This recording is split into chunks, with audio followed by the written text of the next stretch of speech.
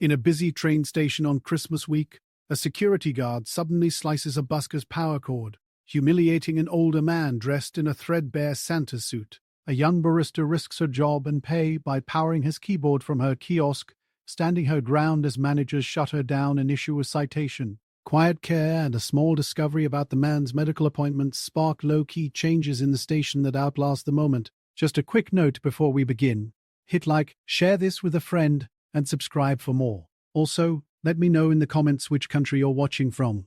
It always amazes me how far these stories travel. The guard's box cutter bit through the orange extension cord with a crisp click. The keyboard went dark, mid-carol, the last note hanging thin in the train station air. People in coats slowed. Coffee steam and cold metal, and a spray of copper strands. The manager in a charcoal coat nudged the little amp with his shoe. It thumped and rolled, and the man's coin jar tipped. Dimes rattled over tile. The fake white beard slid off one ear, and the older man in the cheap red suit reached for it, flustered, mouth-folded apology. Maya watched from the coffee kiosk as the keyboard's red light died. The space between beats felt loud, the way silence sometimes was. She could smell the cinnamon shakers by the milk bar. She could see the man's hands shaking, the knuckles raw and pink from cold. Her phone buzzed with the owner's text, "Zero tolerance today. Do not interfere. Vendor contract at risk if you do." Her thumb hovered over the screen. Rent due on the 1st, deposit on the new apartment, still sitting on her credit card, her little brother's boots on layaway, her mother's last voicemail about heat. The station had posted new rules after a stroller pile-up on Tuesday. No setups, no tables, no cords over aisles. Vendors were already on warning. If she got written up again, she was done. Lose a week of shifts, lose her spot, lose the only steady thing she had. She unlatched the kiosk gate and stepped out onto the cold tile. The air beyond the warm espresso cloud bit her cheeks. The guard turned as she moved, his hands still on the torn cord like a dead snake. She yanked the plug from her string of snowflake lights and held up her outlet. Under the counter, she found the black, electrical tape they used to tame cables. She crouched by the orange cord, stripped back the frayed ends with her thumbnail, and twisted copper to copper. She wrapped the joint tight until the tape felt like a skin. Her hands worked without breath. The man watched, eyes shiny at the corners. She slid the male end into her power strip and heard the soft click of the switch. The keyboard's tiny green dot woke. She fed a blank receipt through the printer and typed, "Live music promo $0." She pinned it to the man's amp with a paperclip.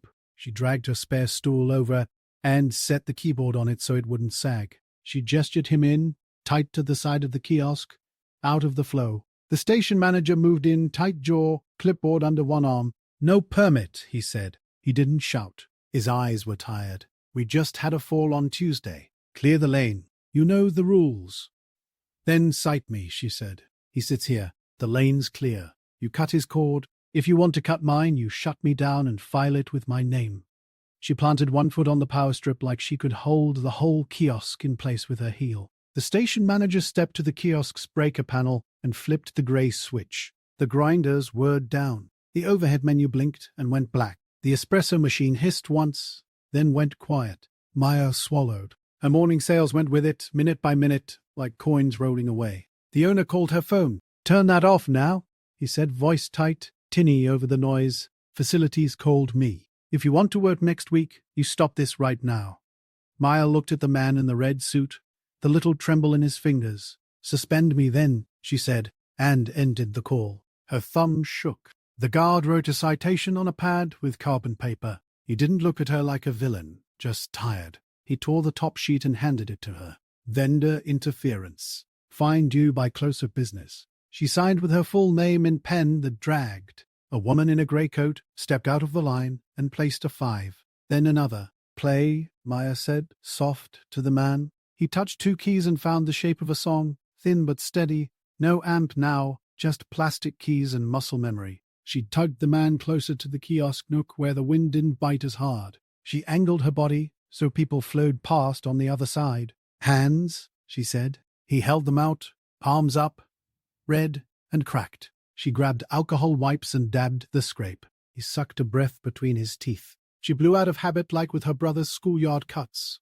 She wrapped a small square of bandage tape across the skin and smoothed the edge. She crouched and gathered the coins and the candy cane cup. She set the cup upright and dried each coin with a napkin, quick, neat, like she was wiping spoons. She checked the amp cable, heard a buzz, then silence. She retapped the cut where the guard had sliced and tucked the joint under the stool so no one would kick it again. The beard string had snapped. She fished a twist tie from the pastry bags and fed it through the elastic. "Hold still," she said, looping it behind his head. It sat crooked, but it stayed. He glanced at the keyboard like it might leak away and rested his fingers. His case had popped open in the scramble. Papers slid across the linings. Maya stacked them back. On top, a clinic card with big letters and small print. Dialysis, Monwed Fries 60 a.m. Under it, a wrinkled photo of a boy in a puffy coat blowing hard on a plastic recorder. Cheeks puffed. In green ink at the corner. Luis, 2019. Behind that, a printed letter from City Permits with a red stamp. Denied, insufficient insurance. A grocery receipt for eggs, rice, a cheap ham, an envelope with rent due in blue. She put them back, careful, one by one, like she wasn't touching them at all. "How's your hand?" she asked. He flexed. "Fine," he said. His voice was rough and soft at once. Up close, he smelled like old wool and peppermint and a little hospital soap. The lining of the Santa coat had a tear that showed grey thread. The breakers flipped back on near noon. The menu flickered. The grinder coughed into life like a machine waking after a nap. Maya left it off with a finger and let him finish the song he was on. The guard hovered at the edge, shoulders down now, not pushing. When the man paused, the guard set a small brown packet on the counter and walked away without a word. Hand warmers. Later that week, a strip of yellow tape appeared on the tile beside her kiosk. It marked a square away from the flow and away from the main doors. Someone had written music here on it in thick black marker, lowercase like a shrug. No one admitted who did it. Security didn't peel it up. A laminated card showed up from vendor relations with the station logo and the words "Holiday Performer, Approved Hour." It came in a plastic sleeve on a lanyard. The man wore it like it meant something.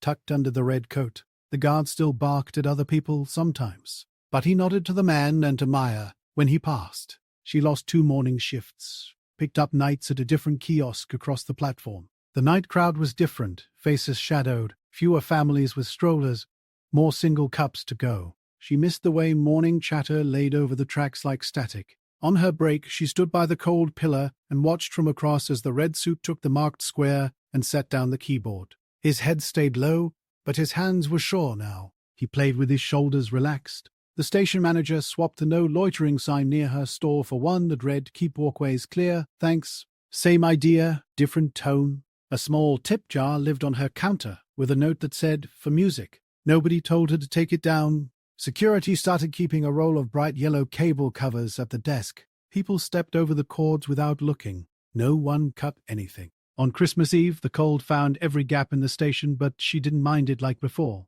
She stood with both palms on the counter and watched the crowd collect and thin and collect again. A father lifted a toddler up to see the trains. The man in the red suit played the quieter songs people think they forgot. His cut cord, patched in black, curled under her counter like a healed line. She kept her hand near the strip and watched the small green lights stay on.